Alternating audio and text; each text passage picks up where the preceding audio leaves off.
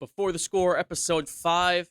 I'm Steve Samra, and I'm happy because the New York Giants have hired Joe Judge as their new head coach. What do you guys think about that hire? I mean, it's not a giant hire for what they've done the past No pun intended, decades. Right? It's a giant hire. He's the only one. I mean, that division has a lot of experience now as head coaches. So, I mean, Joe Judge. I mean, he comes from the Belichick tree. They've been kind of up and down, the coaches that come from New England. But I mean, as a special teams coordinator, that's kind of interesting to me because he's not going to be calling the plays. He's not going to be in charge of one side of the football. He's going to be an actual head coach who talks to everybody in the team. Is in charge of the whole team, Which is my favorite part of the hire. They needed something. They brought in a leader. That's all that has been said about Joe Judge from every stop he's been at. Is he's a leader. He's a leader of men. He coaches multiple position groups, both sides of the ball, and he's going to be brought in to be just the man. And Pat Shurmur is brought in to be the head coach, the offensive coordinator, work with Daniel Jones. There's just too much on his plate for a guy that couldn't handle it. And I think Joe Judge, he can handle New York. He can handle this. I'm excited to see him as the head coach. I wouldn't say I really like the fit that much. I liked McCarthy for the Giants. I like McCarthy for the Browns. I think McCarthy was too safe. I mean, the Giants had to go big. Well, with the Giants, what they need is just stability. This organization hasn't had stability since the Coughlin era. And obviously, they won 2 Super Bowls, you know? McCarthy gives you stability because you know exactly what you're getting. He's, proven that you won a Super Bowl and everything. But also a candidate I liked, which is probably going to contradict myself a little bit here, is Eric Bieniemy, the offensive coordinator from the Chiefs. And everyone says, oh, he doesn't call plays. That's why he's not getting hired. But, I mean, look at this guy. Like, the Kansas City offense is... He has a big part of that offense. Of course. They're always a top-rated offense with Mahomes now, and he should be getting the looks. You look at last thing I'll say, you look at Andy Reid's coaching tree, completely better than the Bill Belichick coaching tree. Brian Flores might be the outlier here. Mike Vrabel was a player, not a coach on the Bill tree. O'Brien, though. Bill O'Brien, yeah, Division but... winner every year. in a sorry-ass division. Yeah. He's still a division I know, winner it's still every year. impressive, but I mean, you don't look at Bill O'Brien and say, oh, I want to be that. That's But what I want, also, like, Eric as my head Bieniemy, coach. you also look at, I know Matt Nagy had a good year last year, but a weak schedule. This year, he's getting exposed as a fraud head coach. Peterson won a Peterson's Super from Bowl. Peterson, John Peterson Harbaugh is is the won a most Super Bowl. overrated head coach So- in the Doug NFL. Peterson's a damn So, good Steve, head let me coach. ask you something. As a Giants fan, what do you think about hiring a guy like this who has never been a head coach in the NFL or in basically Anywhere. in any league? Yeah, how do you feel about that? I am excited because it's outside the box. It's not your typical Giants hire. Pat Shurmur was a boring vanilla hire. Ben McAdoo, same thing. The Giants went outside their comfort zone, interviewed different candidates this time.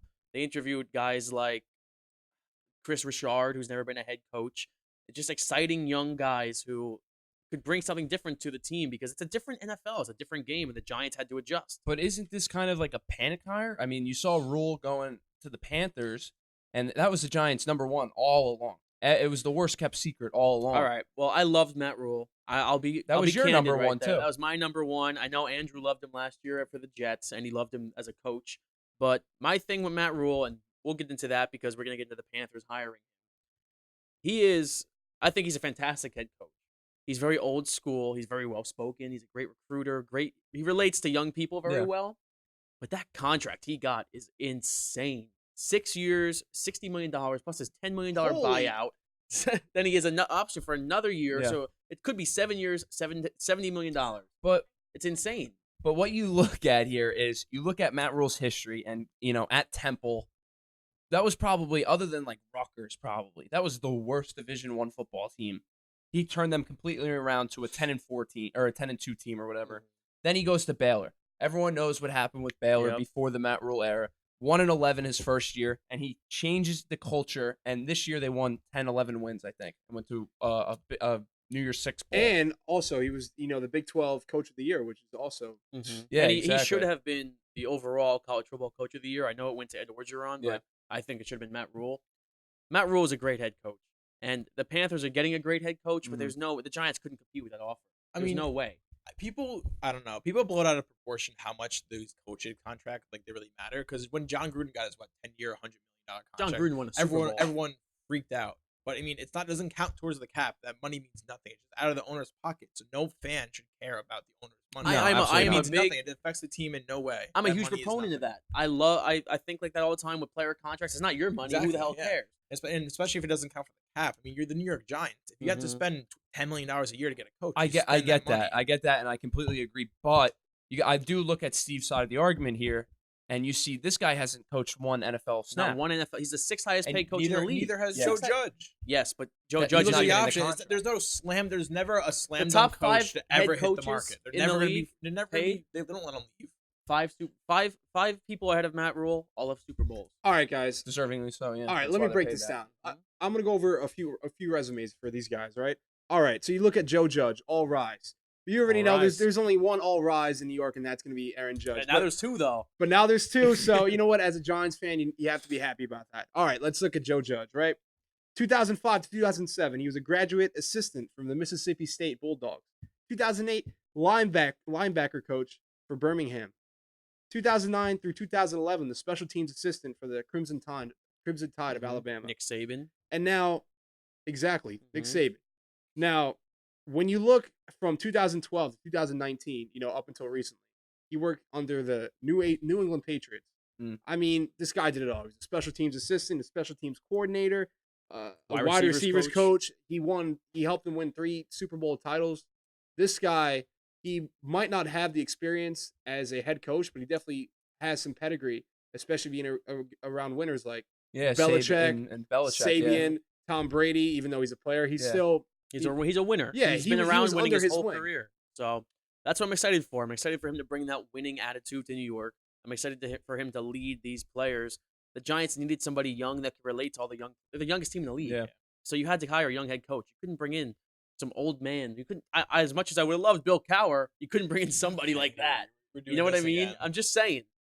I mean, when you guys look at a guy like Matt Rhule, he has had a lot of years in the business. From 98 to 2011, he spent time with different schools. And he UCLA. worked with the Giants for a He worked year. with the Giants 2012. I mean, Mhm. this guy, he has kind of been all the way around, and things would have came full circle if he came back with the Giants. Mhm. But it's just something where he got the money, he got paid. Now he has an opportunity with perhaps an even better team. So that's all you got to look at right there. Well, the Panthers, they got a hell of a head coach. They're paying him a lot of money, but they can because they have the richest owner in all Yeah. of football.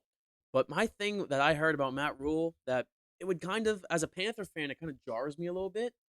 He called the Giants to try to get them to match the offer. I have a rebuttal to that. That story kind of blew up. It was the last night.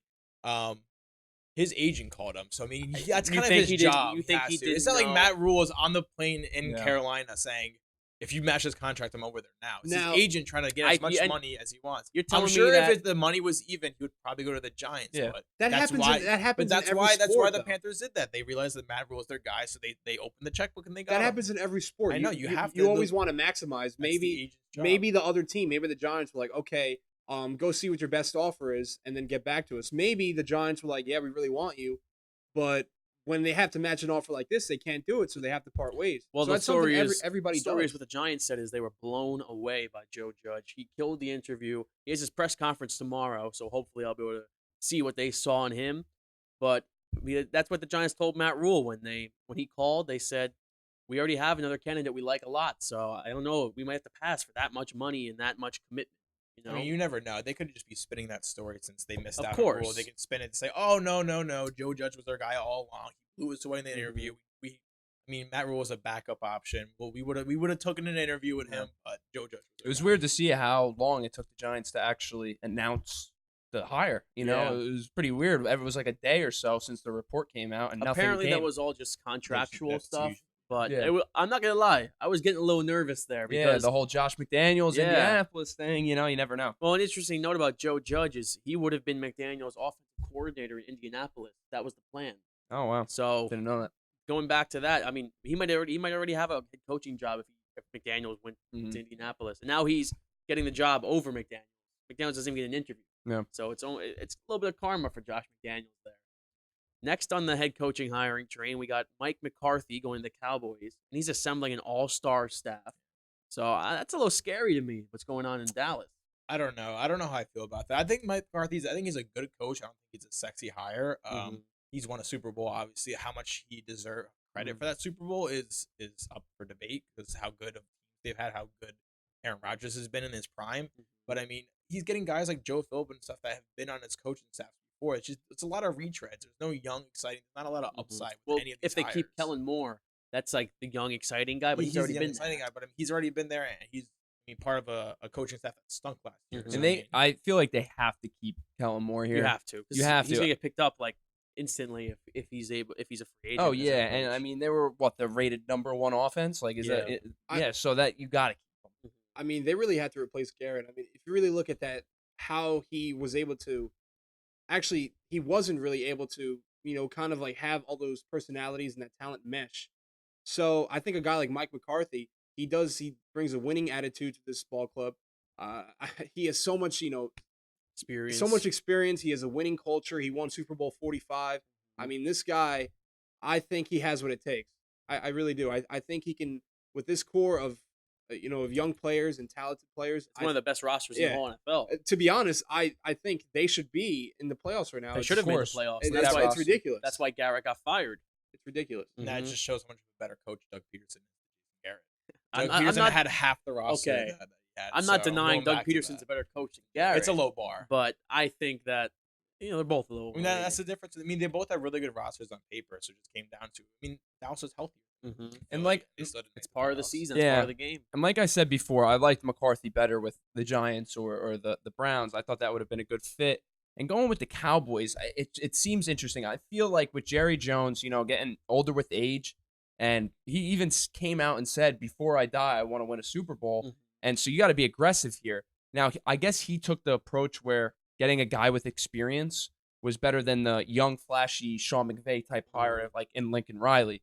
So I thought the younger hire, the Matt Rhule, the Lincoln Riley, even the Urban Meyer, like I thought that was better than going the route that they went. All right, Dan, let me ask you this, right? I think that the Cowboys, especially right now, are a win now team. I think a guy like McCarthy is so much better with a team that is win now than being with a team like the Giants who really are in win now. And I think it makes sense to kind of like build with like a young coach. I think I think that's what I you got to have look do. at the other side of it. McCarthy has all the experience. He led the Packers for 10 years or so. So when building a franchise up, that's why I think with the Giants and even the Browns, you got to start from the ground. You got to start with the culture. And McCarthy could bring that culture in, build it up from the ground, take multiple seasons. Yeah, you're going to lose a couple seasons, but eventually year 3, year 4, then you start making some noise. With McCarthy going to the Cowboys, I thought a younger coach could get right in there. Sean McVay was quick. He had like one bad year, and then he was right away, going. His first year was in the playoffs. Oh, was the first Yeah, year he was in the first year was playoffs? in the Okay, I playoffs. thought he had it down year before, but okay. Well, also the Browns head coaching search. Speaking of that, the betting favorite right now is Josh McDaniels, and that's Yeah. who the owner wants. And I think if there's a job McDaniels going to take, besides the Patriots job, this is the job. Yeah, I gotta say, He's from Ohio. other than the Wilpons, the Haslams are like the worst owners ever. They have been pretty bad since they took over the Browns. Getting rid of John Dorsey, that was their first big mistake. He's built a great roster. Yeah, I get the relationships aren't there and everything, but they should have kept him. What I like for the Browns, I would love to see Urban Meyer. I mean, he was thrown into the mix in the beginning, and I a lot just of people can't are see going it to happening. disagree with me with the fit, but Urban Meyer to the Browns, I think would be a home run hire. I just don't like the Josh McDaniels. I don't like that hire at all. What about a guy like Ron Rivera? I don't think that's going to. I know. To be honest, I call think me, I- Times wait, passed. I think- spank me and call me crazy because I think that is a very possible destination for Ron Rivera. Wait, Where wait, are we wait, going wait, with this? wait, 'Cause- wait, wait. All right, who's Wait, going to tell who's him? gonna tell him? Why? Wait. Nah, just tell him. Wait, is All right. Ron Rivera? How is he going to interview for that? He just got hired. What do you mean? Washington the Redskins. Redskins. No way. This is breaking news to me. I have Well, notes. this I have isn't notes it. here. Where have you been living for the What last the- 2 weeks? We Under a talked rock. about it on this podcast.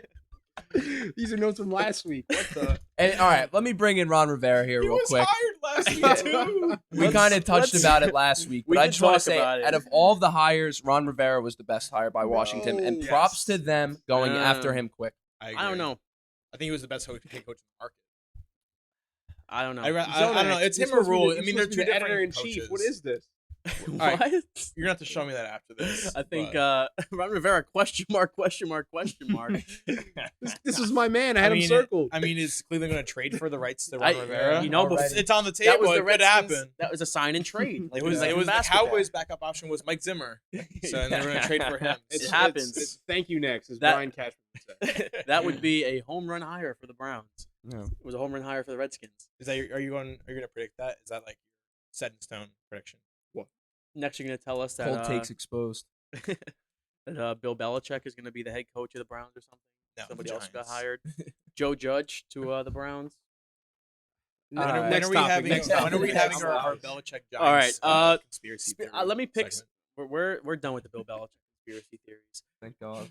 I'm Nobody gonna told I'm me. gonna pick somebody who actually has a chance to get the Browns job as my pick. I think Kevin Stefanski from the Vikings will end up getting the job if McDaniels doesn't, because the Browns love him. Well, The and- Browns literally love the guy. yeah, I mean, last year his name was thrown into the ring and everything, and I was like, why? I mean, the Vikings didn't even make the playoffs. Their offense was terrible. Now I'm getting Well, now you're seeing it. I'm seeing the Stefanski buzz, and with that game, we'll touch into it a little later. But there was a couple plays where he was just trying to get too cute, running double reverses, pitching to the outside on second down on the goal line. But now here, yes, I want to keep Stefanski, and eventually he's probably going to be a head coach. But I mean, if McDaniels has to be the guy for the Vikings to keep Stefanski, I'm all for Yeah. it. Whatever. Yeah, it's gonna be interesting to watch that. I'm sure the Browns will have a head coach by next week's show, but that's gonna be. I mean, if they really want watch. Stefanski, are they going to wait till the Vikings are eliminated, or Gonna have is he to. going to show up to the interview with a Super Bowl ring? Well, let's hope he I think we'll does. get back into that. And if later he in does the show. show up for an interview with the Super Bowl ring, he could go.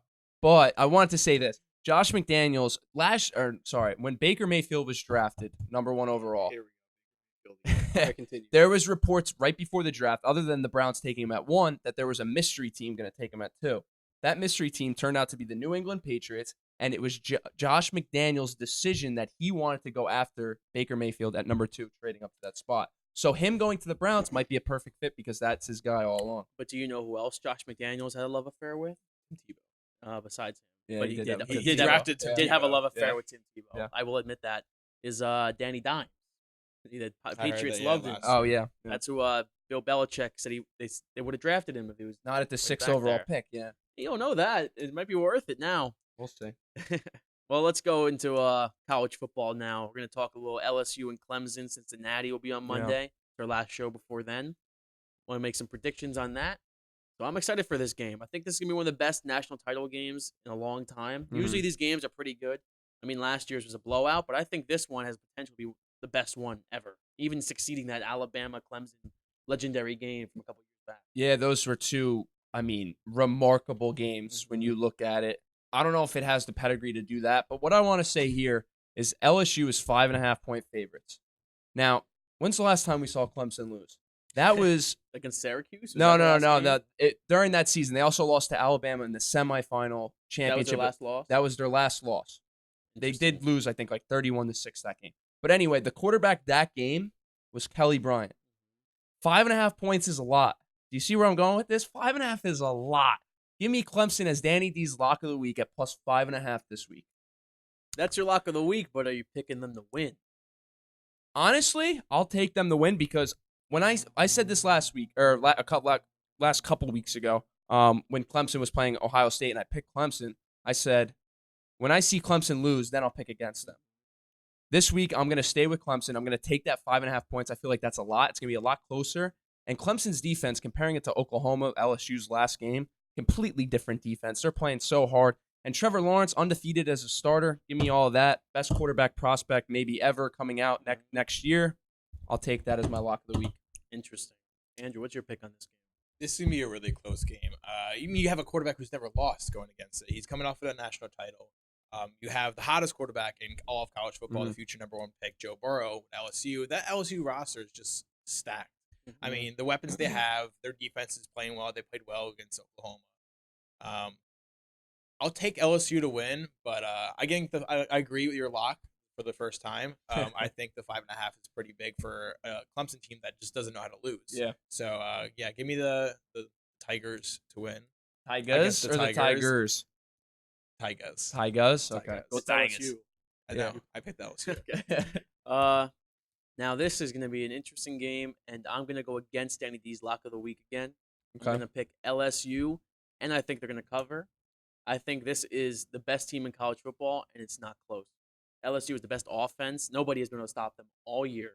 Not even close to stopping them all year, except Auburn. Auburn was the only team that even came close, and they still lost by 10 points. Well, Bama, I think, lost by 4 or 5 They didn't at stop home. the offense. No, they didn't stop the offense led offense, 40 but if you're looking points. at the spread, who's a better team, Bama or Clemson? I'm going with Clemson. I just can't see Clemson. I know I love Trevor Lawrence.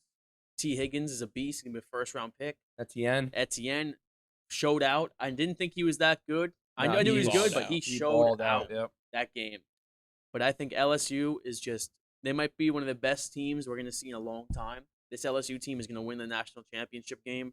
They have the perfect mix of quarterback, head coach, running back. The wide receivers are amazing. Yeah. All of them. Every single one. Multiple first-round Randy picks. Moss's son at tight end. Yeah. The defense has a bunch of beasts on it. Stingley is going to be locking up. They're Higgins. not That team all is world. ridiculous. I mean, they're like a 40th ranked defense. They're nothing crazy. They're nothing like That Clemson. defense shows up, though. They played pretty well against Ohio They State. played the Clemson defense. Yeah, Yeah. Yeah, Clemson defense. I know yeah. the Clemson is no joke. It's not like I think Clemson's bad. Look, Clemson's going to score points, but I think LSU's going to score more. I'm saying both defenses played well in their respective Joe games Burrow's last having season. one of the best seasons a college football quarterback has ever had. Any that I've ever seen. The only person I can really liken it to, besides Deshaun Watson, is I got Cam Newton's Auburn year, and that ended in a national championship. I think Joe Burrow. Now with this game, do you really think Clemson, like they were down 14 or 16-0 to Ohio State? 16. I think it was 16-0. Yeah. Do you really think Dabo Swinney will allow that again? I love Dabo. They're going to be ready to play this game. Like there's no question that Dabo has got this team going for this national championship game.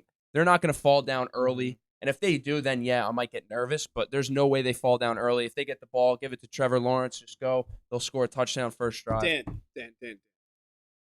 LSU, they're the best of the best. All right? So whatever you saw against Ohio State is not what you're going to see against LSU. I think a 16-point deficit is something that, they might not be able to even come back from. It's a different team. It's different. Joe Burrow, that was my last week's Pablo Power Player of the Week. Yeah. This guy, he's having one of the greatest seasons all time. And he's going to show why he's going to be the number 1 overall pick in the draft next season. Yeah. And with that, I mean, you look at all season, once the college football rankings just started to come out, pretty much every week it was a flip-flop between LSU and Ohio State. And Clemson never got that love, and that's why they won their game against Ohio State, because they were always the under-the-radar team. These teams like Ohio State and LSU, I view them as very, not similar teams, but on the same level of competition. They're definitely very similar and very similar in the sense that they're such good programs and good teams. And rightfully so, they went back and forth 1 and 2, but that's still in Clemson's head. Like they're gonna fall out. When it comes to the coaching staff, I think Ed Orgeron is just as good as a motivator as Dabo Swinney is. I wouldn't doubt that. Yeah. And then if you look at their assistants, Joe Brady might be right on Brent Venables' level when it comes out to assistant coaches. Brent Venables has been like the consensus best assistant coach in all of college football. That he's always had that Clemson defense ready. Mm-hmm. But this man, Joe Brady, ridiculous. Yeah, he is fantastic. And I hope the Giants can get him as offensive coordinator, because I know Martindale was planning on doing that, but why wouldn't Joe Judge give him a call? Because that guy he's going to be a great head coach one day. And I said head coach. Of course, he's one of the best assistants in college football. I mean, look at the money he gets paid. He's probably I think he's the top highest paid assistant. And in he's all of college underpaid. football. And he's underpaid. And yeah, that's why he's going to get NFL looks, and he's probably going to become an offensive coordinator in the NFL this year. The Bengals should make a call to him once they draft Joe Burrow. That'd be a good idea. So let's move on from the national championship game to Rutgers' national championship game. That's yesterday. If you're hearing this, I think this would be 2 days ago. Yeah, we were lucky enough to be in the stands for that game, and going into the game, I was a little nervous. Penn State's a great team, ranked 20th in the country, rightfully so. They have some great wins this year. Just coming off in Philadelphia, they beat a ranked Iowa team.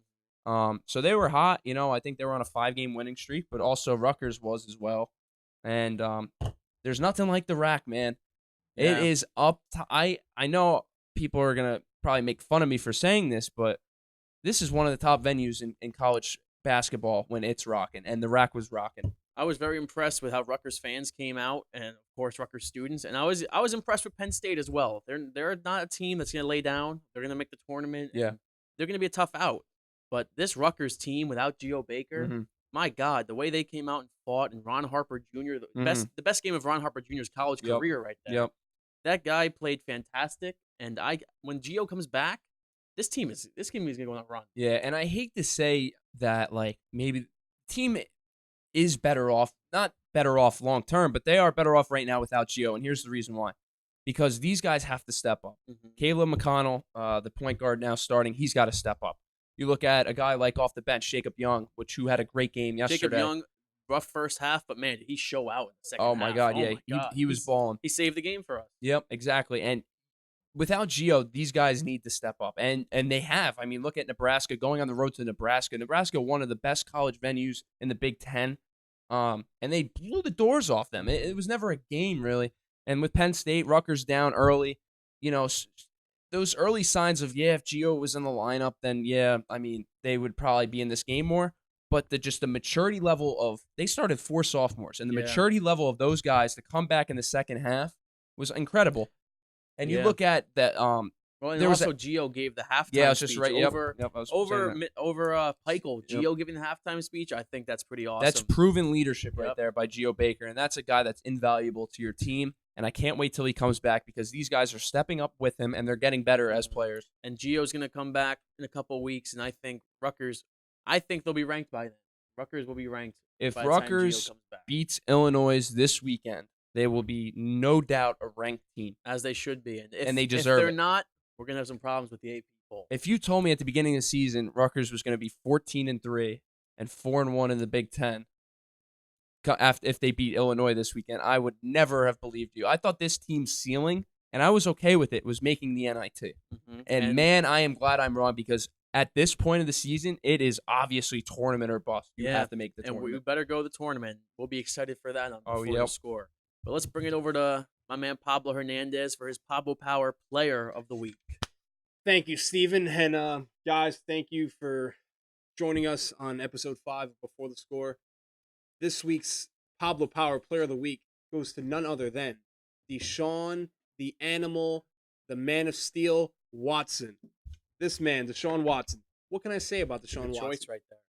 20 for 25 passing yards. 247 yards passing, 1 touchdown, no interceptions, 55 yards rushing, 1 touchdown. Although he was sacked 7 times, which is kind of, a weak point of him, but that just builds defense. That only makes what he did even more impressive. Oh my God, let me just tell you about that game. Oh my God, That 20 comeback. Tell me. that Tell me. comeback. That Yeah, comeback. tell us about that comeback. They were down 2 touchdowns, right? After the first half. I was watching games thinking, man, my pick's not looking too well. But you want to know what? That team, they never quit. They never fought back. This is just something that Deshaun Watson has a definite history of. This guy, he's made for the big moment. And to be honest, I don't think it's going to end here, but I don't want to, spoil a prediction. We'll But get back into that later. But let me just finish, right? Yeah. So we're going to get into that sick play that he made. The spinner. Oh my God, I'll call it the spinner-rooney. The spinner-rooney of death. I mean, of death. I mean, oh my God, I don't know how he avoided both tackles, which is crazy. But anyway, Terrible tackling. That's how. it was crazy. Yeah, it was but Milano. And I got some little facts about Deshaun Watson. Hit me with the facts. All right, he's now 6-0 career against teams to finish a season top 5 in pass defense. That's a fact. That's a fact. Buffalo was number 4 this season. Fact. Another fact: he surpasses Brock Osweiler for second most career pass yards in Texans history with Fact. 365. That's almost a year's worth of pass yards. Fact. Now, I was early with the fact there, but that's a fact. he's the 4th player in Texans postseason history with 100-plus career rushing yards. I mean, this guy, Fact. he's made for the big moment. And when you talk about quarterback and when you're talking about hyping up a guy who was just recently in college football, he's the one we should be hyping up, not that scrub Baker Mayfield.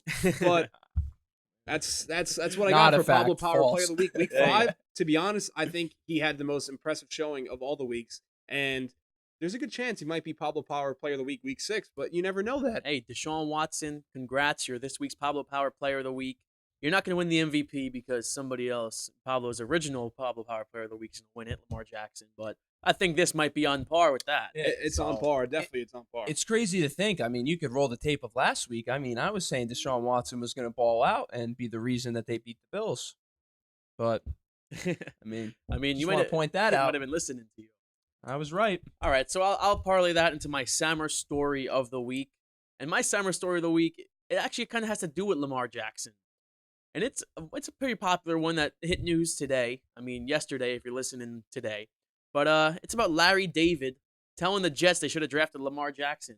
I was listening to that today. I listened to it on my phone. Yeah. I didn't hear it live, but I did hear about that. What is this man, Larry David, doing going on air saying, I knew better than the Jets front office, trying to talk like he should be the GM or something? No, I Like, agree what with do- him. Okay. He said some interesting things. What'd He he said say? that he called Mike McCagnon and said, "You got to draft this guy, Lamar Jackson."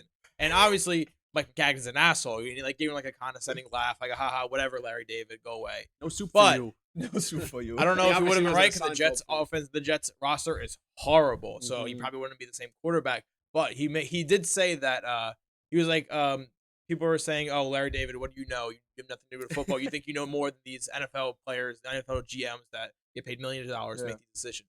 But he brought up Bill Polian, how he said that Oh, Lamar yeah, that's Jackson what I was gonna say. should have been a receiver, and obviously that didn't turn out right. So he's like, "Oh, what did these guys know? These 50-year-old men who've been doing this their whole life, they get paid millions of dollars to make these decisions, and they're dead wrong so many times that who knows? Hey, I mean, Sometimes it's just flip of a coin. what kind of world do we live in where Larry David is more trustworthy on Lamar Jackson than an NFL legend like Bill Yeah, Polian? it's ridiculous. I mean, we look at Larry David, who wrote the show about nothing, is going to tell you how to run a football team. Because running I a mean, football team is just nothing. It It's just doesn't make flip a sense. coin, It doesn't make sense. hit or no. Next, you're gonna tell me that John Favreau is gonna tell the Giants who to pick in the draft. this year. Maybe you should.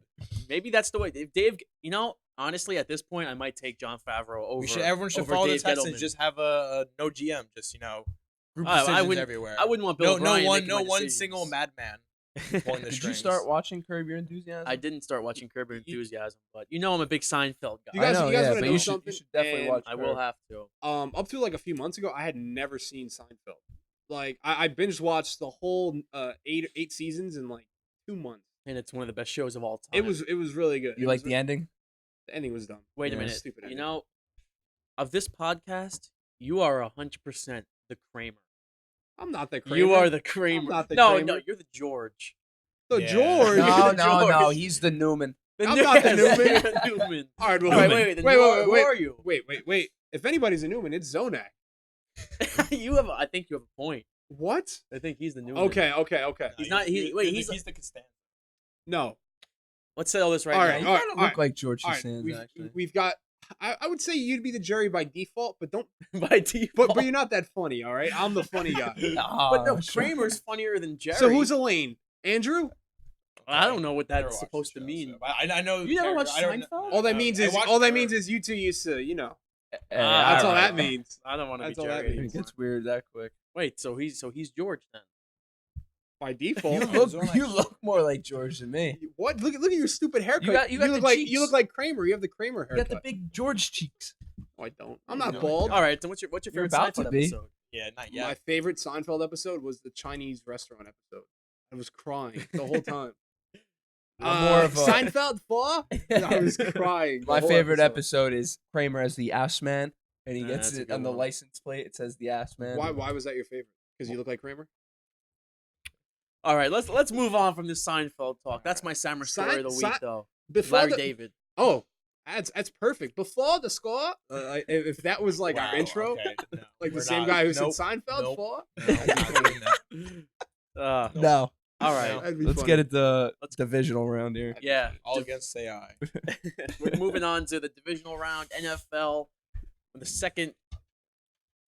Oh, shut up, Zonak. We're moving on. First game, Vikings at 49ers. Let's talk about last week when our resident Vikings fan, Dan, picked against his own team, the one sin that you cannot do. And he picked against them, and they won. Well, yeah, I'm not happy about that reason, but of course I was very happy I was wrong. But name one person you saw that took the Vikings in that game. None. Shout out Nyreek Hampton. That is a double shout out to your brother Tyreek, who would never pick against his own team. I mean, most people wouldn't, but I'm here to make the correct picks, and I was wrong, and We'll give you I'm a happy pass. I'm wrong. We'll see. We'll see Um, what he picks this week. But let's just talk about that game in New Orleans for a second, because the Vikings were 7.5 point underdogs, and yet, like I said, no one picked them. Mhm. But when they came out and they used Dalvin correctly, they got that play action working. Like I said last week, if that was the key to the win. But let's talk about that last throw by Kirk Cousins to Adam Thielen down the field. That throw was phenomenal, and it reminded me a lot. It wasn't a better throw than this, but it reminded me of the Eli Manning, Mario Manningham throw in Mhm. Super Bowl 46. Yeah. And I think Kirk Cousins played one of the best games of his career last Sunday. Mhm. And the Vikings played a perfect game. They had a perfect game plan. And it just all went – it was perfect. And they were the better team. They were Yeah. the better team. And if they lost that game, the Saints didn't deserve to win that game at all. The only good player on the field for the Saints was Taysom Hill, I hate him. who played a phenomenal game. And you know the NFL is a copycat league, so I can't wait to see how many Taysom Hills are in the league next year. Mm. It's going to be interesting because there's a lot of players like that in college nowadays, Yeah, too. I so- had my doubts about Mike Zimmer in this season, but I mean, he put out, like you said, the perfect game plan to beat the Saints. And yeah, I was in shock. Like, I couldn't believe that the Vikings actually pulled that one out. And Kirk Cousins, like Troy Aikman said on the air, that's the best throw of his life. And hands down, best game of his life, biggest moment he delivered. Good for him. Very happy. Let's talk about that controversial ending. Was that offensive pass interference or not? I don't think it was. It was. I don't know. It was like it was a lot of hand fighting. It was like back and forth kind of. It was. I mean, it's one of those things where it's not nearly as bad as it was last year when they lost to the Rams. With They Robbie got Coleman, they got yeah. completely screwed last year. This, I mean, you can make an argument either way, but I don't think it's something. Go back. I mean, if they called it on the field, it's a different story. But Mhm. you can't go to replay and overrule. What a that. terrible way to lose 3 straight playoff games. Well, This you this is know? the least It's- probably heartbreaking. It's of still the after three. last 2 years though. It's hard. But I mean, are we gonna get to a point where we like put any like slander on Drew Brees for losing these games? Well, here's my. He didn't play problem. great in this game. No, he at played. That was all. the Regular worst season game, quarterback. worst of the playoff games he's played. But this is my problem. By the letter of the law, by the rule, that was offensive pass interference. And if you're gonna have this rule, if you're gonna enact this rule, and personally, I would not have called it offensive pass interference. But the whole point of the rule is so this doesn't happen. The replay So- rule. Yes, The replay rule is there for. I mean, yes, for an egregious technically, penalty that wasn't loses egregious. that team a game. It could technically be offensive pass interference and not be egregious that you overturn it. if you're gonna, There's a line. No one That- knows what the line that should've is, been but there is. overturned. But there is a line. They don't even know what the line No. is. they don't even know what the. They But just if have it to was get rid of the something rule like, altogether. if it was a They play should. exactly like last year, they would have got overturned. Then that's exactly. But it what it's wasn't there for. nearly as If egregious. it's really that bad. But anyway, they should have reviewed it. They didn't even easily. They didn't review it. They should have reviewed it. But even if they did review it, you have to realize this is hand fighting. Yes, there Mhm. is a little bit of a push. You see the arm does extend, Mhm. but watching push. watching it live, you had 2 refs looking from the sidelines. They didn't make the call because it wasn't that egregious. Yeah, like And it's the it's a playoffs. hard You let them call. play a little more. Yeah, You have you to can't, let you them can't, play. You can't. If that was offensive pass interference and the Saints get the ball back and they score a touchdown Yeah. to win the game, Then the that would Vikings be are the one unbelievable. that That'd- yeah. But that is just, it's unbelievable to me the way this, it's more of an indictment on the officials all season than this one play because the rule has been enacted terribly. But I don't know if you Terribly. get rid of the rule and something happens like with the Rams and the Saints, that again, then yeah. you And can't it's like, you what? cannot have that ever happen again. It's just, it's People just have- backwards. they The just have officials to- don't know what to do. They have to like establish like what it actually is and when it's gonna be overturned and the type See, of plays that it's. You know what I going never to and understood not about going things to. like this? This happens in every sport. If the fans could see it and the analysts could see it, I understand that, we don't get paid for this and maybe like in the heat of the moment, we're not able to make a decision that quick. Why can't they just take a little bit more time and come up with like the right decision? I don't understand why this happens in every sport. It's ridiculous. In the year 2020, 2020, we should have all plays perfect 100%. And that's just something, that's how it should be. So if you I'll bring that argument into it. Do you think with pitching there shouldn't be umpires? They should do a strike zone that is exact. yes. I disagree with I that disagree. so No, much. I'm not. I'm That- not. whoa, I'm whoa, not whoa, a no, big all right, all fan- right, I'm not a all fan right, of all right, the all right. I just wanted a yes or no That's question. a debate on that. for a slower news day. Yeah. All right. I don't Just want yes or no. I don't want to talk about this too much, but I don't mean exact, but at least something where like, geez, I mean the guy just got the same call and now they're calling it a ball. There's something that Okay, well, doesn't make let's sense. just there. be- Well, let's bring it back here to the Vikings and 49ers because this is going to be an interesting game. Real quick, we talked a lot about the Vikings from last week. let's talk about the 49ers because we have a question about the 49ers, and it comes from Jared Walsh. And with the Niners were injured like for a while. The defense had a lot of injuries. And they still performed Very well. He says, what do you think the impact of having D Ford, Jaquiski Tart, and Jaquan Alexander back for the 49ers will be? Yes, that scares me with Quan Alexander, especially because he was proven to be pretty much one of the best defensive players in the entire league this year, you know? And when you talk about with the rest of those guys coming back, with Nick Bosa on one side, you know, so the pass rush is definitely going to be there, and that haunts me as a Vikings fan. But as long as that run gets going with Dalvin Cook, even Nick Bosa, I was watching an interview with him talking about the Vikings today. He said we have to stop that run before we could get to Kirk Cousins because if we can't stop the run, we're not getting to him. It's just plain and simple. Well, let's hear the pick. Hear your picks. My pick, I'm gonna pick I'm gonna look at the camera and do this. I'm gonna pick the 49ers for this game. Wow. Yeah, Again. doing it again. We gave you redemption. We and gave did you a this. chance. I'm gonna pick the 49ers for this game because that's what happened last week. I picked against the Vikings and they won. I'm picking with the 49ers this game. Hopefully, I'm wrong I can again. respect that. Unbelievable. I can respect that. There is a big difference between last week's game against New Orleans and this week's game against the 49ers. Kirk Cousins is a 1 o'clock quarterback. He is much better indoors. He's much better in these 1 o'clock game. This is a 4 o'clock game. I mean, it's 1 o'clock West Coast time. This is a different time zone in the East. They are outdoors. Much better defense in the San Francisco 49ers, who are healthier. It's the healthiest that they've been all year. And they have a much better defense than New Orleans. And I think they'll get to Kirk Cousins. And if they do that, and they have one of the best run defenses in the league as well. So if they don't have to stop Dalvin Cook, but if they can at least contain him, and I think they're going to get to Kirk Cousins. So that would mean that they're going to win big. Isn't it crazy how oddly similar both these teams are? It's crazy. Yeah, I know. I mean, in the Vikings, they have this perfect formula. If they can do it every week to win on the road in the playoffs, this is the exact formula. That they played really good defense against New Orleans. They ran the ball like crazy. That's what they had to do. I did say there was a scenario when everyone was saying, "Oh, the Saints are going to kill the Vikings." I said there's a scenario where the Vikings can win this game. Yeah, but I you just didn't don't see. pick I them. didn't see it happening. But I said there's a way. There's a recipe that they can. They have it. Okay. And that's by taking control of the clock and So you're running picking ball. the 49ers. I'm picking the to win this 49ers to game. What win about it against and that cover spread? the 7 points. Cover the I 7 think they're points. going to win big. Okay. Yeah. All right. How about this? I'll take the Vikings to cover and then So the you're 49ers to win. You believe in them. You have to. No, believe I in them. completely believe they're going to win this game. All I'm right. just superstitious. So I'm you're picking the Niners. Yep. You're picking the Niners.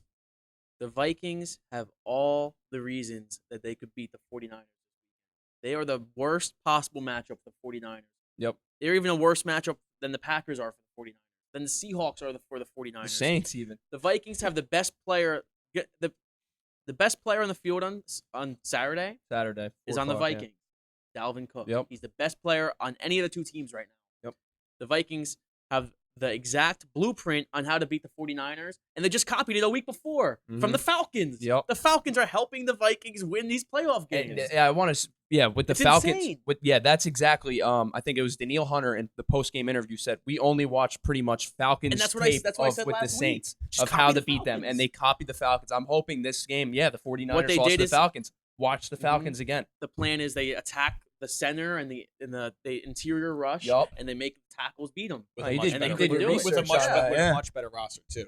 Of course, it's a much better roster. They were I mean, putting it should be yeah. in theory easier. But the game to, plan that pull Dan off. Quinn put into an action and Raheem Morris, Yeah. perfect to Yeah. beat the 49ers, to beat the Saints. All signs point, all it could all point to a Vikings victory, but some people just don't want to pick them. Nope. But I'm not one of those people. The Minnesota Vikings are going to win on Saturday. Let's go. You feel a lot better. Let's about They your pick. are going to. I was better than I you. know, We're but I 0-4. don't want to talk about my picks from last week. The but Minnesota go on. Vikings have the blueprint. They have the hottest team. Yep. They are going to upset the 49ers. The 49ers, they're the one seed. I know Mhm. that, but they're a year early. Yep. They are inexperienced. They have an inexperienced head coach. Mike Zimmer's going to have these boys ready. Jimmy G 0 playoff appearances. Mhm. So And Kirk Cousins, I know I gave him a bunch of shit. He's the second best quarterback in the playoffs. wow, where is He's this the coming second from, best man? quarterback this season. Second best. This season? Where?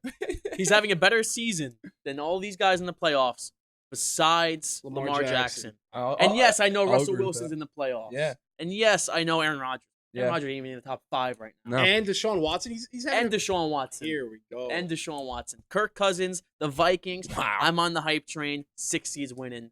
Vikings win. Well, you want to know something? Did I don't not like the expect that. Viking Raiders. I do not like the Vikings this week. And the 49ers are going to just kick the living hell out of the Vikings this week. And I got the 49ers. I do not like my boy. Actually, he's not my boy, Jimmy G. You hate I hate him. Star Jimmy. I hate him. He But said he hates your boy. So you think a non-top 32 quarterback is going to win a playoff game? It's Yeah, a good defense. that's how much confidence I have Wow. in the Vikings losing this week. okay. And I want to point out Enjoy. something very interesting because the last time the Vikings beat the Saints was the Minneapolis Miracle, and that was a very emotional win. And this game against the Saints this year was also a very emotional win since it was Kirk Cousins' first playoff victory. And the problem with last time with the Minneapolis Miracle in 2017 was it was too emotional. They came out so flat against the Eagles. The guys were still on a high from winning against the Saints. This time, you look at I was watching some post-game locker room stuff, and It's all business. it's yes, they celebrate, but then it becomes all business. Like Harrison Smith, the guy that played in 2017 on the Vikings, he's going around, hey, guys, don't celebrate. We got another week. We got to keep our heads level, and that's been Mike Zimmer also his message all week. So I don't see it being the 49ers big here. I think the Vikings are ready to play. This Vikings team reminds me a lot. Scary a lot. Tell me you're talking about the 2007 Giants. Not I was waiting for it. what either them or 2011. They were both very similar. Those teams are too similar. It's insane. Man, I hope you're right. At quarterback, Kirk Cousins, Eli Manning. I'll never say Kirk Cousins better than Eli Manning, but if he has a nice playoff run like that, Oddly similar. everybody said the same stuff about Eli Manning as they said about Kirk Cousins. The running backs, Cook is a better running back than the Giants ever had in playoff runs, and Madison looks like the young Bradshaw coming out. He Yeah. had an amazing game.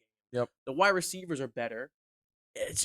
It's insane to me. The This- Giants' defense was very The Giants' electric. defense was fantastic, yeah. but the Vikings don't have. It's not like They they're rolling don't, over. Yeah, they don't have scrubs either. I'm not so. saying this Vikings team is better than those two Super Bowl Giants No. teams, but they remind me of them. And that's what I thought with this. I compared this team a lot to that 2007 Giants. You know, they were the 6th seed, and the Vikings. You got to win 3 road games, which is an insanely tough test.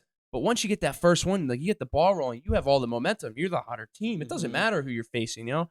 So I'm really hoping that these similarities, correlate to something special. I don't know if it'll continue the next week, but that's who I'm picking this week.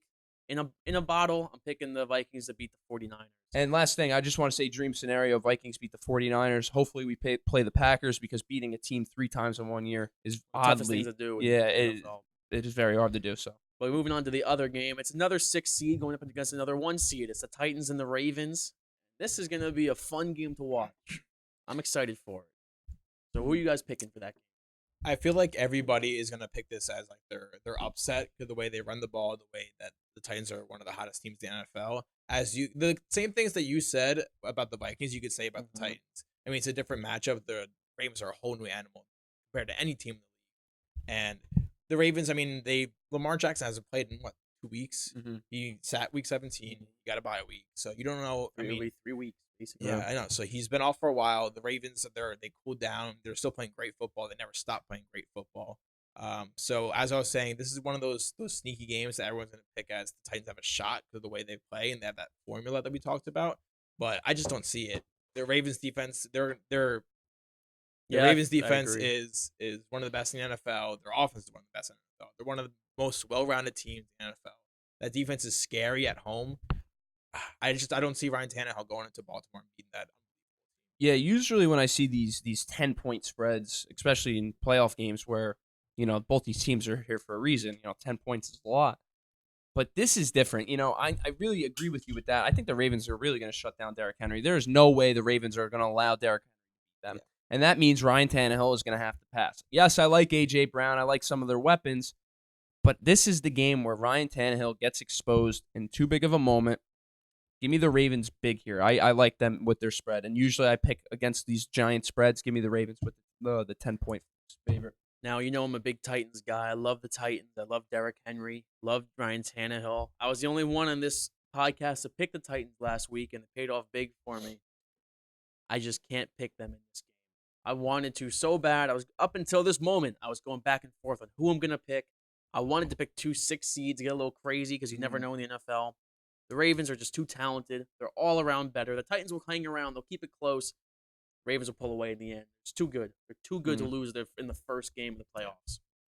I got the Ravens winning this week, and there's no secret that Lamar Jackson He's he's he's been my Pablo different Power animal. player of the week many times, and this guy, you know, it's his game. He's gonna have a dominant performance, and don't be surprised if either him or the next guy in the next game is gonna be my Pablo Power player of the week. Yeah, I want to bring this in a little rewind here to the Titans game last week against the Patriots. Is this the end of the dynasty? Like, are we done here? Is Tom Brady not going to be a Patriot? That was one of our questions we got asked. Trevor Pucciarello. Yeah. So I just want to hear your guys' opinions on this before I give mine. I think Tom Brady will be a Patriot. I don't think the dynasty's over yet. It's not over until they both, Bill and Tom. Yeah. They could still make some noise next year, but man, it's in dire straits. They need to have a big year next year. They need to get some wide receivers, get a successor in place, get so Tom can start to groom him because he's got 2 years left at most. Next year, if he's lucky, he'll get another year after that. That's it, and he's not going to play for another organization. The Patriots are going to want him back. They don't have anybody else, so I think that's what's going to happen with the Patriots. I mean, Brady came out and said that he's not going to retire. So, I mean, and everyone thinks that he might go to teams like Chargers, Raiders, something like that. I don't see it happening. It's not going to happen. Robert Kraft will not let Tom Brady play for another team. And if he's not going to retire, that means he's going to play for the Patriots. I mean, who else is he going to kiss if he's on the team? But yeah, Tom Brady is a New England Patriot. I don't see him going with any other team. He is going to spend the rest of his career here. And, if Belichick isn't there, it's going to be kind of like an end of an era in that sense, but I don't think it's going to be an end of an era in the sense of the team's going to, turn to shits. Yeah. I think that Brady is going to finish out his career here. Yeah, well, Belichick ain't going to be a Giant after we saw, so he's going to be staying in Foxborough. Hopefully, we got the next. The Belichick. Browns, maybe. All right, let's ignore that. And I want to say with Brady, Here we go. there's just no way he's going to move on. There's no way he's going to either retire. I mean, his Instagram post said he was going to play, but there's no way he's going to retire this year. There's no way he's going to play for another team. He wants to be a Patriot, and the Patriots are going to have to make some crazy moves on that offensive side of the ball to get him going because I think he still does have it. And I want to say with my previous dynasty is dead comment, I kind of want to roll back against that a little bit. I think I went a little too harsh here. You got to realize Tom Brady is getting fueled by all of this offseason hate. The dynasty is dead. Belichick seeing this. Tom Brady seeing this. Just make a couple moves on the offensive side of the ball. That defense is all world. This team could really make noise next year if you bring in a star receiver. Well, they still play in the weakest division in football. They still Yes. play. They still are playing the Bills, Jets, As of and now, Dolphins. As of now, It's still Okay. the weakest division. in as the football. only fan of an AFC East team, and I've watched the Patriots time and time again. Every year, every time the Patriots slip up and they write them off, say they're dead. Tom Brady's what? Oh, he's 40 whatever now, years old now. There's their dynasty's over. But I mean, this is the first time that they've said that and they've been able to back it up in the playoffs and they've looked like shit and they've lost a game that they were supposed to win 2 weeks in a row. They don't do that. They don't lose games that they're supposed to win 2 weeks in a row. That just They doesn't have no happen. playmakers. And they have no playmakers. And Tom Brady, he's gonna come back as a Patriot, but he's not gonna get paid the cheap money that he's not gonna take a discount like he has in the I past. think he might. I think Tom Brady's pissed he doesn't off. need the money. I Yeah, don't he care. doesn't I need think the he money. wants to prove a point that he wants to be treated as a normal player, and he's not gonna take a discount.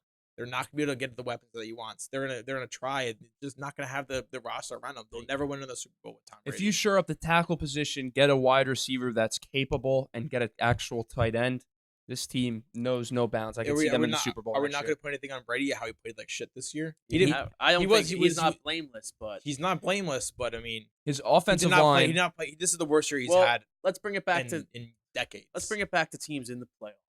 All right. And we're moving on from one Pablo Power player of the week, that's a mouthful to say, to another. And Deshaun Watson's going up against Patrick Mahomes, Texans Chiefs, a rematch actually from this year. Yeah. Who you guys got in that game? Well, my first ever lock of the week was the Chiefs, and I'm going to pick them again. I don't know about that spread here. I think 10 points is a lot for a Texans team. I think the Texans are better than the Titans, although, yeah, they did win their division, but they split the series 1-1 on the season. Give me Kansas City to win this game. Patrick Mahomes is going to redeem himself from last year. I picked them as my AFC champions to get to the Super Bowl. I think Patrick Mahomes is going to win this week by less than 10 points. So the Chiefs, I see the Chiefs winning this game big, and here's why. Watching the Texans game last week, I think they looked terrible. The first half, they looked awful. They were down 16-0 to the Bills, so I don't think the Bills are that good of a team. And the Kansas City defense has been playing much better the past, 6 weeks than they have all of the beginning of the year, all of last year, when they were just in shootouts every week. I think this is a different Kansas City team. I still think Patrick Mahomes is one of the best quarterbacks in the league. So, I mean, with the Texans looking how shitty they did last week, I just don't see them. I think they're going to fall behind early, and I think they won't catch up to that Kansas City offense, and that defense is playing a lot better. Yeah. The Texans do not impress me in the playoffs. Bill O'Brien doesn't impress me as a head coach in general. And Deshaun Watson is about the only impressive player on that team besides DeAndre Hopkins. That team, it's just not built to beat a team like the Chiefs. I know they beat him week 3, but That was a weird game. Yeah. That was Carlos Hyde and Mahomes game. was still injured I too. know, Mahomes has been injured all year. It's the first time he's gotten time to really rest.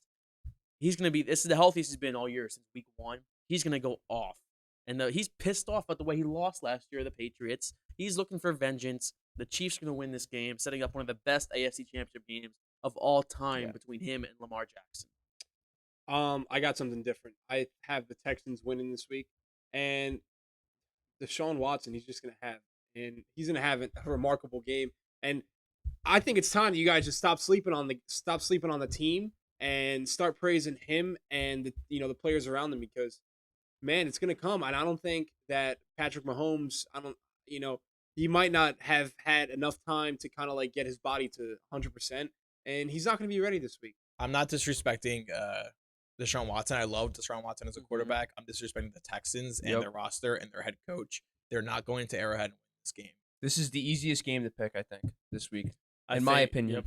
Coming from the guy who's 2-2, 0-4, 2-2, and 1-3, I think we're all pretty, At least right. at least I know the head coach of the Redskins. Yeah, right. Well, I did too, but I had last week's paperwork. All right, let's move on to the final game, the last game of the week, NFC rematch, Seahawks Packers. This can be a good one. Who you guys got for this one? Yeah, the worst 13-3 team of all time, the Green Bay Packers, are facing this Russell Wilson, the Seahawks. This is going to be a very close game. Every week we talk about the Seahawks, and we're like, all right, it's going to be a close game. And what is it? A close game, other than when Wentz gets injured, going back to last week, and that's why they won that game. But that would have been... Even that was a one-score game in the fourth quarter. And I ain't bringing up Yeah, Wentz. it was still a close game, yeah. Wentz is the most overrated player in the NFL. Wow, all right.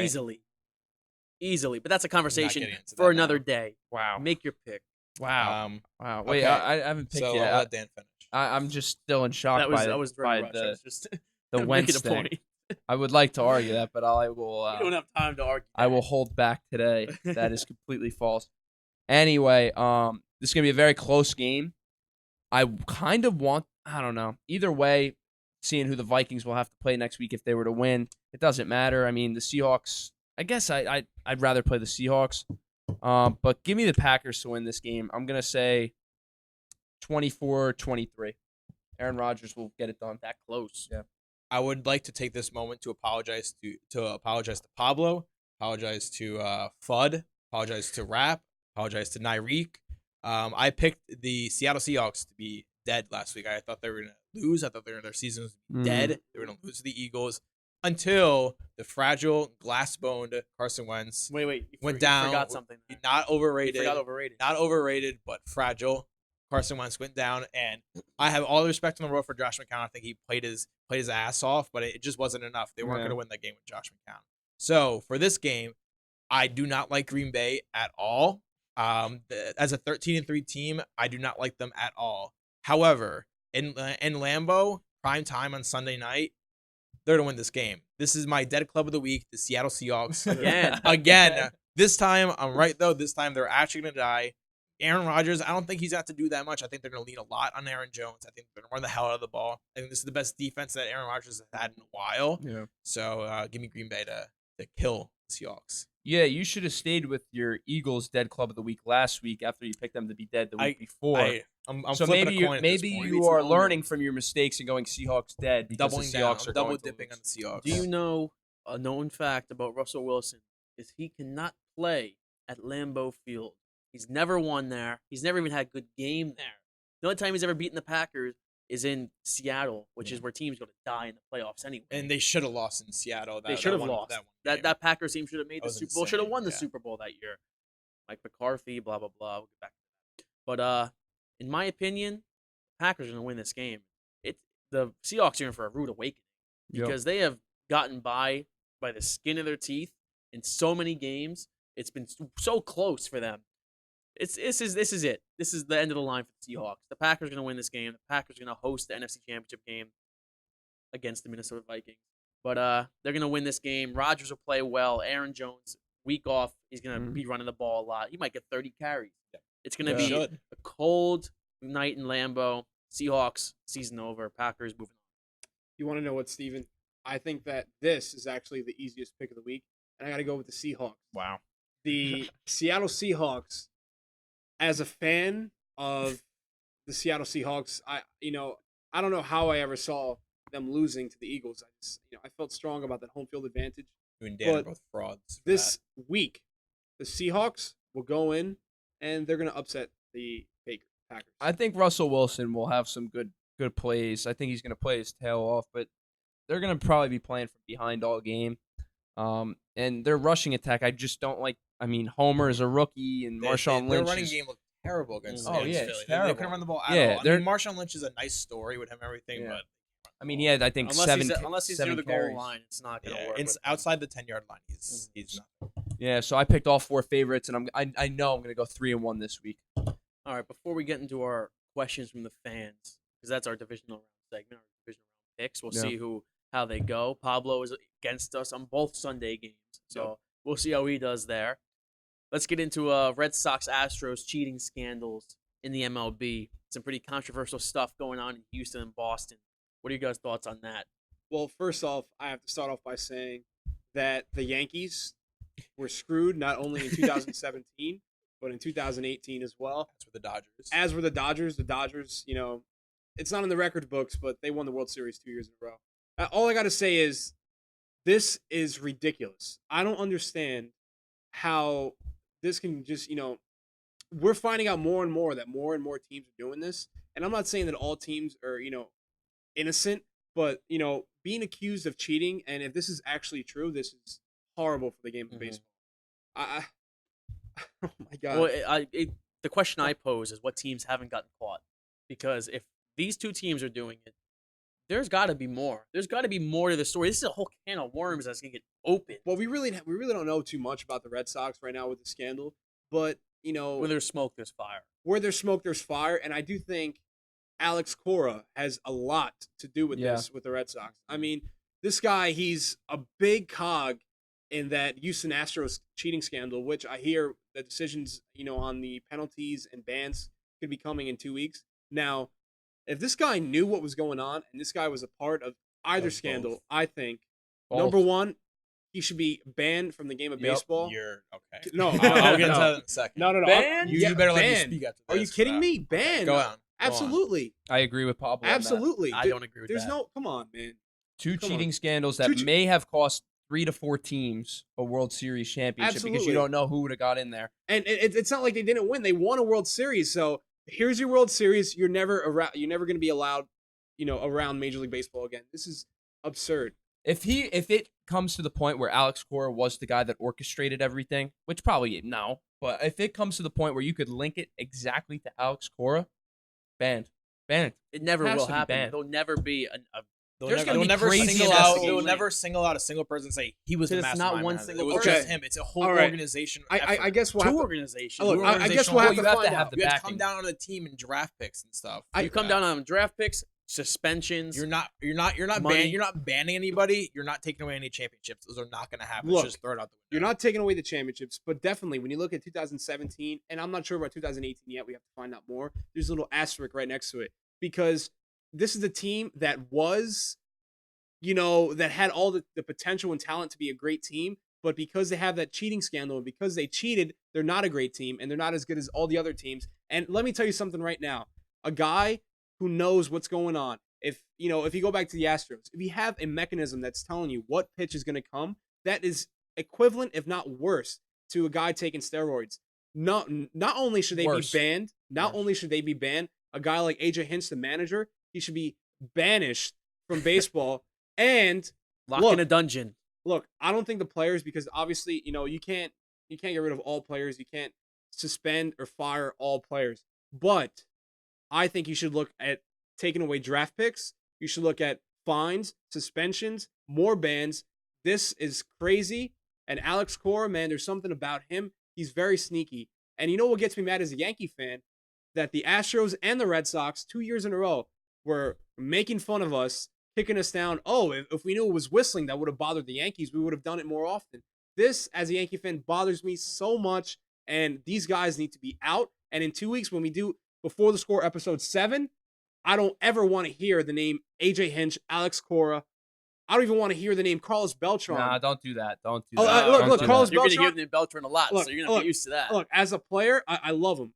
But there's just, I don't know, man. He was Well- on that Astros team, and he was on the Yankees. And all I got to say is he fixed Well, he James was also Paxton. a Yankees advisor at the time. Yes, he for he some of fixed those James games. Paxton. I'm not saying he cheated, thank God. But, maybe there's a little bit something behind that replay system. You never know, Okay, man. so Well- these are two. I'll speak in a second, but these are Yes. two very different scenarios. So for the Astros, they had the big problem with the Astros scenario and why they need to put the hammer down on the Astros.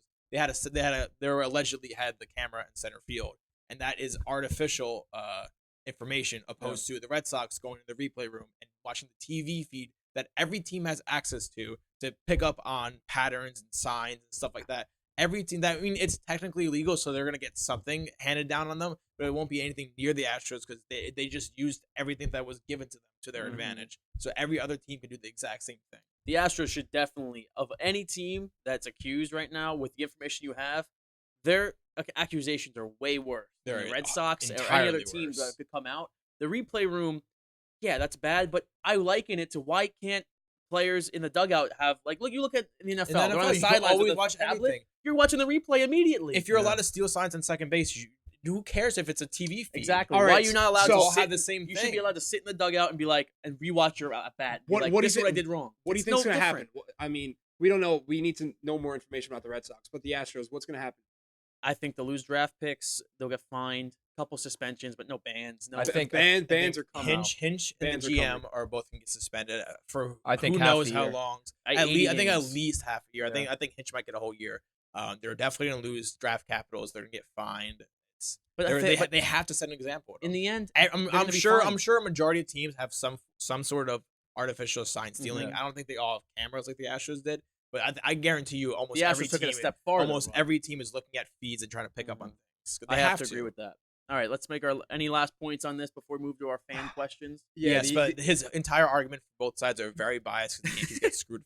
Whoa, I think whoa. the Yankees win. I think they lose to the Astros. That was one of the best. Look, that was one of I'm the not best saying teams I'm we've not seen. saying that Mookie Betts isn't a great player. They got JD killed- Martinez they got isn't a killed great by player. Boston. But Mookie Betts batted almost 350 that year, man. All I got to say is there are certain things that we may never see again, and I don't think we ever see a season like that and a season like Martinez happen again. for You the cannot Red you Sox cannot for a look long me in time. the But eyes it's not and say like that the Martinez Yankees was a deserve to bad beat the Red player. Sox He that wasn't year. a bad player, but he went next level. I think he's a monster power. I'm just saying that's Daniel I Murphy gotcha. I was gotta batting understand. 360. You look at Jeff McNeil, he's batting look, baseball. 330. Players I don't Players have any go on I don't have any runs. proof of this, and obviously I don't know much about this scandal. I'm just throwing it out there that this could be, League-wide thing. You're not Yeah. using your head. You're using your heart. All right. Well, we'll have more information on this as it comes out. I'm sure there'll be more by next week's episode and the week after that Yeah. with the punishment coming down. Boston sucks. But let's get into our fan questions. We got a bunch to answer. And the first one, we got one from Mikey Ferro. He asked, who do you have winning the Royal Rumble? We're going to answer that on next 2 weeks' show because that's the Royal Rumble preview show. So hold your horses on that yeah. one.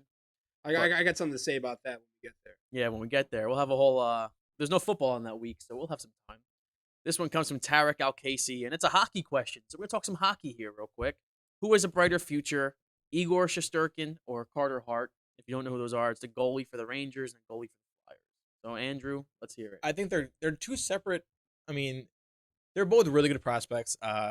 I like Hart. I think he might be more of a highly touted prospect, but I think Igor, he's just in a better system. The Rangers, they turn out these goalies like it's nobody's business. They do this every backup goalie to Hank the past 10 years has gone on to be a starter somewhere else. They know how to grow these guys. They know how to develop them. So I think I'll give Igor the slight advantage in that sense, just because he's in a better situation. Yeah, and Igor was putting up ridiculous numbers in the AHL. He's made for the NHL. He's up now. He's not going back down. The Rangers will trade somebody away if they need to. Not Hank. I think it's gonna be Gorgiev. I mean, as much as Kinda I think have to. Gorgiev's gonna be good, he's gonna be a starter somewhere else. Has a brighter future. Igor's gonna be the future for the Rangers. I'm very excited for Igor, and he played really well yesterday against the Avalanche. Big bounce back of the first half of the first I period. mean, it's nerves, but he played. That's a great team to go up against in the first ever game. Next question comes from PK Patel. This one's pretty funny. Mike McCarthy stayed at Jerry Jones's house. If Rhule stayed at Gettleman's house, is Matt Rhule the coach of the New York Giants? Absolutely not. I wouldn't wish anyone to have to stay at Dave Gettleman's house. Jerry He has his Jones, computer guys in the back. Jerry Jones' house must be incredible. Like you walk in, it yeah. must What are your be thoughts on Dave beautiful. Gettleman's house? What do you There's think? probably Cheetos everywhere, shit on the floor. He probably lives like a Cheetos. slob. Look You at love him. Cheetos. It's like your grandma's house. You walk in, there's pictures everywhere, memorabilia. You can't walk anywhere. smells like cats everywhere. Jerry Jones' house looks probably like a party. Oh my god, all the time. Yeah. Strobe lights. Oh yeah. It's not a sleepover. They were He having parties fun. hard, if you know what I mean. Rule probably would have had to sleep on the couch. There probably wasn't even a spare No, bedroom the for him. futon. This question comes from Dan Rodriguez. He wants to know which NFL teams has the best chance at an upset this weekend. I mean, I kind of answered that one for myself already, actually picking the Vikings. So who has the best chance for you guys? I don't want to say anything to jinx it, but Z camera. It is the Vikings. He's saying the Or is Vikings. it backwards? I'll say it. It's the Vikings. Andrew? Skull. That's going to pop on Skull. Let's not clap. Skull. Okay, so I Sorry said about the Skull, pop. but no, I think Tennessee has the best chance of an upset, just the way they run the ball and stuff. I don't see Kirk Cousins beating that San Francisco defense. I got the Texans with the most unlikely, but I do see them beating the Chiefs. That's who you picked. So, here, what else do we got? This one's going to come from your boy. You want to read it? Yeah, let me get the phone. All Pass right. me that, Phone John. to Pablo. All right. This is coming from my boy Andre. Is Carmelo Anthony back for real this time? You're damn right Carmelo's back. Carmelo is the best player on the Blazers right now. He's been having a better season than Damian Lillard. He's playing better than McCollum. The Blazers are disappointing, but Melo is the bright spot. And I wish he went to a better team because the Blazers are not good this year. But he's been amazing. That game winner was fantastic. He has been everything they could have imagined and more. Crazy to think that the Blazers, I mean, a Western Conference super team these last couple years, are leaning on Carmelo Anthony to get them through games. Mm-hmm. That's crazy to think. Carmelo should never have been out of the league. There's no question about Easily. seeing his talent right now. He's got a couple more years still left. I mean, agree. that just goes to show you how dominant that that Western Conference was. Yeah. That now all those guys are gone, and Melo kind of has to step in. But it's kind of like a fuel tank. Melo, when he was on the Nuggets and the Knicks, he was kind of like almost on F.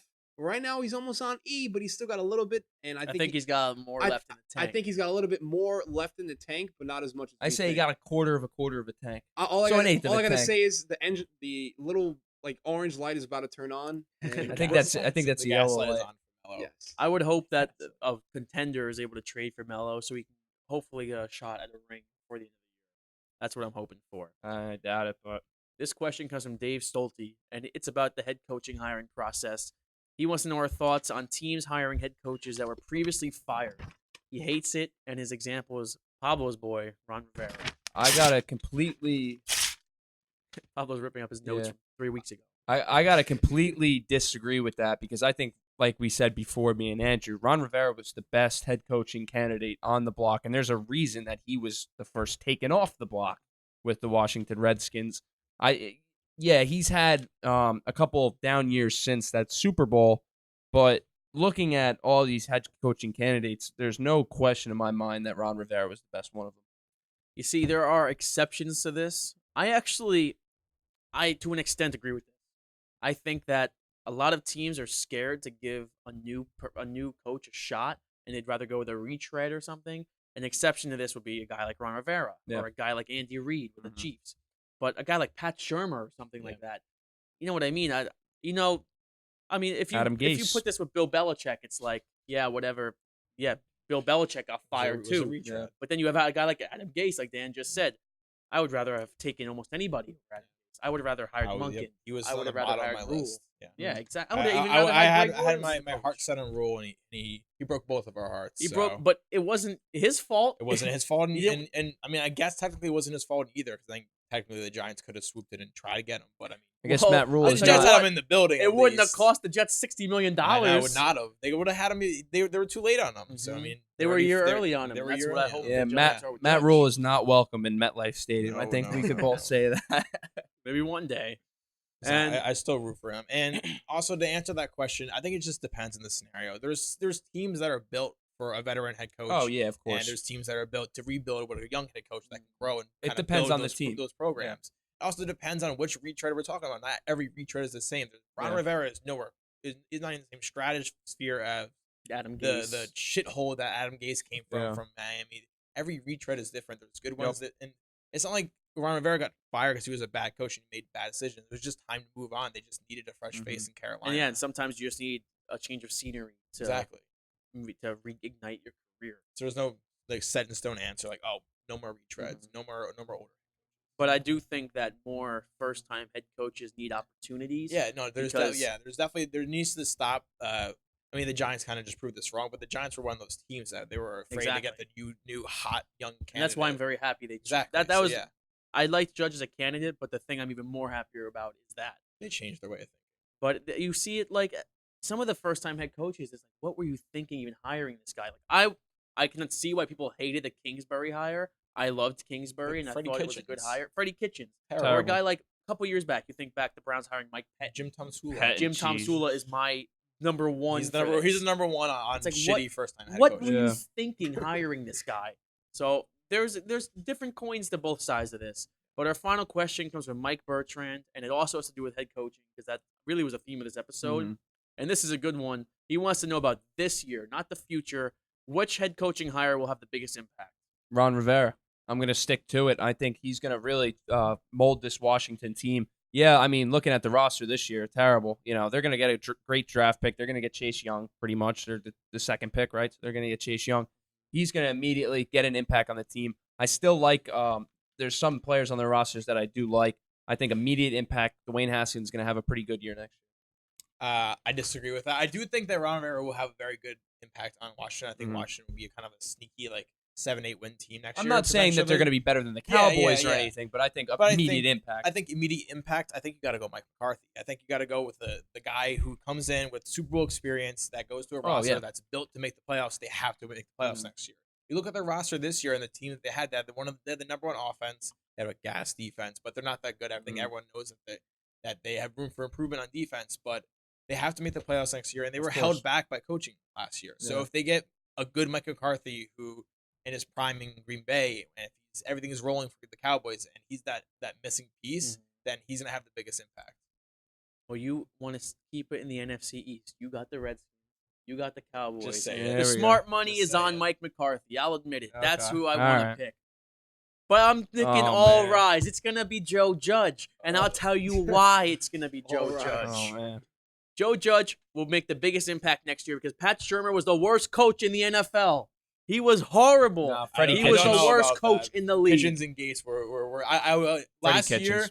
Jets win 9 games with Pat Shurmur. I'm telling bullshit. I'm telling They don't lose with the Cincinnati bullshit. Bengals. I don't. with I, Pat Shurmur. Yeah. I think they might have. The Adam Gase ran the number 32 offense Adam in Gase football. beat Pat He Shurmur. sucks. Nah, He nah. beat Pat He Shurmur. sucks. Calm down. He just Jamal Adams beat Pat Shurmur. look Okay. at the quarterback situation. Greg Williams If Darnold is healthy all season, they're not ranked 32nd. Listen, Joe Judge, if he is a net positive in head coaching, hires a good staff, I have confidence he will because he has a lot of connections. But he'll have a better roster. The Giants team can make some noise. You got the best running back in the for league. 4 years. They suck. They're terrible. Their defense is bottom 4 or 5 We will in see the after league. the draft. I'm telling you, Joe Judge, biggest impact, biggest change. The New York Giants gonna be different next year. right now, you make a couple moves that the Giants need. What is their record next year? right? If it all goes according to plan, Yes. we got a tough schedule. New York Giants. When was the last time you picked them to win under 9 games? I think Never. you were. Not next never, year. I'll tell you never. that. I think you were They're in gonna the win 10 games. Wow. I think right now if you have to pick the Giants with the worst team in the NFC East. Yes. I think the Redskins are worse. I Giants don't swept the think so. Redskins. They swept them. Yeah, but Okay, Ron yeah, Rivera, the that Redskins- bad the man Redskins are Ron gonna be- Rivera's coming in. Yeah, how better good than were the the Giants Panthers? next this Ron year? Rivera, Ron There we go. Rivera, Chase Young, a million dreams, and a Super Bowl appearance before the Giants. That's all I got to say. The Redskins in the Super Bowl. Before the Giants. I'm not saying it's happening now. Who's better, Jimmy ain't G or talking Dwayne about it. Haskins? That's for another day. Anyway, I got to go with Matt Rhule. Matt Rhule. I think he's gonna really do his thing, and he has a lot of experience, man. And Not in he's- the NFL, in college. not in the NFL, but in college, this guy's a winner, and he's gonna bring a winning attitude, a winning mentality to that team. And also, the Panthers have an influx of money coming in Yeah, as well. They have plenty of money, but I mean, Very Matt similar to the Rhule, Mets Matt Rhule right and the now. Panthers, it's kind of like a college program that they have to build up from what they are. Well, this if you look year. at Matt Rule's history, take some time. you get that he built him up from the ground. he's not But going to be his like first a 1 year impact guy. first year, second year, it doesn't happen. When One win in Baylor, like 2 wins. His Yeah. first year Well, at I mean, Temple. when you got to look at it, this guy, when you go into a room with Tony Khan, you're all elite. It's over, bro. This guy, super kick party. That's all I got to say. When you look at Mike's question, he said biggest impact. When what impact means is wins, right? That should mean Biggest wins. jump from last year. To So this year. yes, the biggest jump. I think the Redskins were pretty much as bad as possible with this whole year. Ron Rivera is going to make a huge jump to about 7 wins next year. Yeah, it's gonna be interesting to watch. A lot of different things happening, and who knows? The Browns head coach could be our pick, but we don't know it. Yeah. But that's all we got today for episode 5 on Before the Score. I'd like to thank everybody for watching, everybody for joining us. Thanks for all the questions, and we'll keep a lookout for those predictions. But that's episode 5.